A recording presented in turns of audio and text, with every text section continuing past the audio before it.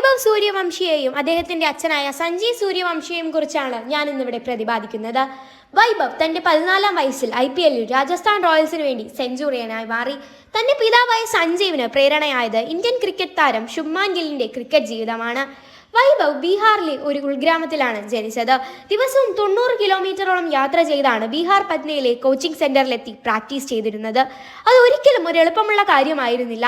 നിങ്ങളൊരു കാര്യം നേടണമെന്ന് ഉറപ്പായും ആഗ്രഹിക്കുകയാണെങ്കിൽ നിങ്ങൾക്കത് നേടുവാൻ മുഴുവൻ പ്രപഞ്ചവും കരുക്കൾ നീക്കുന്നു.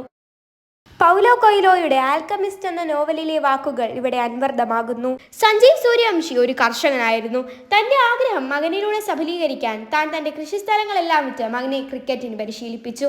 ഒരിക്കലും എളുപ്പമായിരുന്നില്ല സഞ്ജീവ് സൂര്യവംശി എന്ന സാധാരണ കൃഷിക്കാരൻ ഈ കാര്യം. തന്റെ മകന് പരിശീലിക്കാൻ അദ്ദേഹം സ്വന്തമായി സിമന്റ് പിച്ച് തന്നെ നിർമ്മിച്ചു കൊടുത്തു. 2025 IPL രാജസ്ഥാൻ റോയൽസ് വൈഭവിനെ തിരഞ്ഞെടുത്തു. ആ തീരുമാനം രാജസ്ഥാൻ റോയൽസിന് തെറ്റിയില്ല. തന്റെ ആദ്യ മാച്ചിലെ ആദ്യ പന്തിൽ തന്നെ സിക്സർ അടിച്ചാണ് വൈഭവിന്റെ തുടക്കം. ബീഹാറിന് വേണ്ടി രഞ്ജി ട്രോഫിയിൽ കളിക്കുന്ന പ്രായം കുറഞ്ഞ ക്രിക്കറ്റർ, ഏറ്റവും പ്രായം കുറഞ്ഞ T20 ക്രിക്കറ്റർ, ലിസ്റ്റ് എ ക്രിക്കറ്റിൽ കളിക്കുന്ന പ്രായം കുറഞ്ഞ ഇന്ത്യൻ താരം എന്നിങ്ങനെ വൈഭവിന് വിശേഷണങ്ങൾ അനവധി. 1,10,00,000-നാണ് വൈഭവിനെ രാജസ്ഥാൻ റോയൽസ് സ്വന്തമാക്കിയത്. വരുന്ന IPL സീസണുകളിൽ 27 കോടി പ്രതിഫലം വാങ്ങുന്ന ഋഷഭ് പന്തിനും വൈഭവ് ഒരു വെല്ലുവിളിയായേക്കാം. വൈഭവ് സൂര്യവംശിയും അദ്ദേഹത്തിന്റെ പിതാവായ സഞ്ജീവ് സൂര്യവംശിയും കോടിക്കണക്കിന് ഭാരതീയരുടെ മോട്ടിവേഷണൽ ഹീറോസായി മാറിയിരിക്കുന്നു.